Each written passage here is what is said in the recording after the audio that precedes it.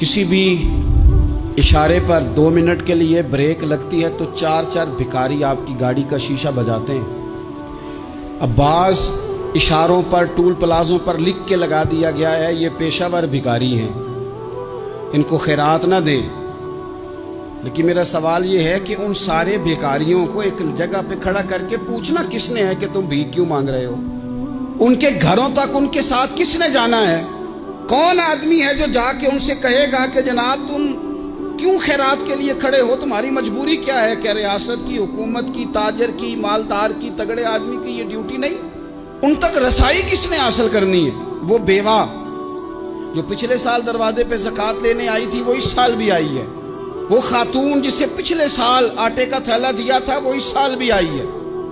वो खातून जो पिछले साल 4 बच्चों को साथ लेकर के छोटों को आई थी वो आज भी उसी तरह कशकोले तलब दराज किए हुए है।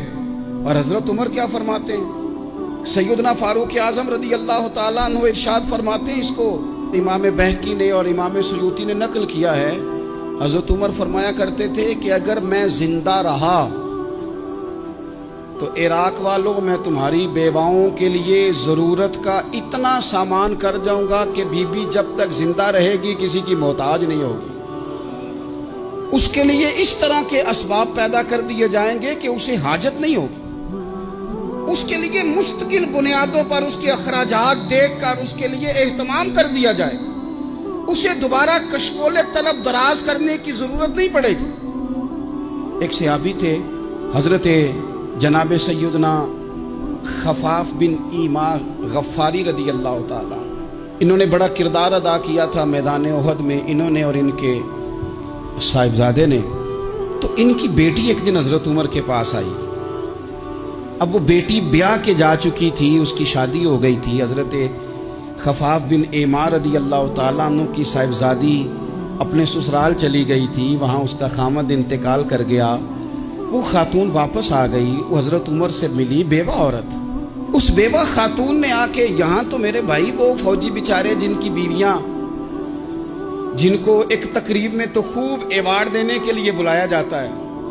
मैंने यतीमी का वक्त गुजारा है, मुझे पता है कि 2-4 महीने लोग आके कहते हैं कोई हुक्म होया तो 10 आ जाए। फिर जब 1 साल गुजर जाता है तो फिर लोग कहते हैं 4 भरा ने काम क्यों नहीं करते।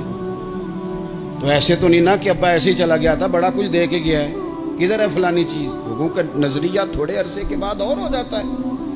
आपने बड़े बड़े शुहदा के घरों में अवार्ड तो दिए, क्या कभी आपने पलट कर दोबारा गौर किया कि उनके बच्चे कहाँ हैं, उनकी बेवा किस हाल में है? वो जमाने की तेज धूप और तेज आंधी का मुकाबला कैसे कर रहे हैं? बगैर बाप के जो इंसान को खुले आसमान तले वक्त गुजारना पड़ता है वो कितना को मुश्किल होता है। वो किस तरह टाइम गुजार रहे हैं ये कभी सोचा लोगों ने?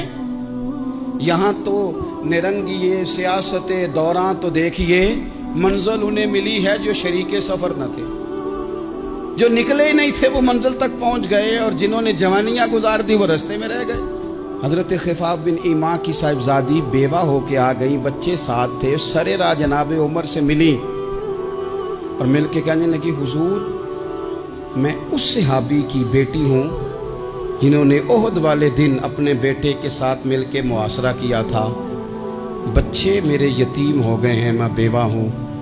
हजरत फारूक आजम रदी अल्लाह ताला अन्हु ने फहरिस्त नहीं मांगी, खर्चे की डिटेल नहीं मांगी, तुम आना फलाने से मिलना, परसों 9 बजे आ जाना दफ्तर, ये कोई बात नहीं की। हजरत उमर गौर से खड़े उस बेटी की बात सुनी, छम छम सैयदना फारूक की आंखों से आंसू गिरे, दौड़ के घर गए, एक ऊंट निकाला, वहां से माले गनीमत का माल के भर के 2 बोरियां, और बोरियों में क्या था? चांदी भी थी, नगदी पैसे भी थे, कुछ जरूरत का सामान भी था, गल्ला भी था। 2 बोरियां भर के ऊंट पे रख के खुद लगाम उस बेटी के हाथ में थमा के का पुत्र सामान भी तेरा है, ऊंट भी तेरा है।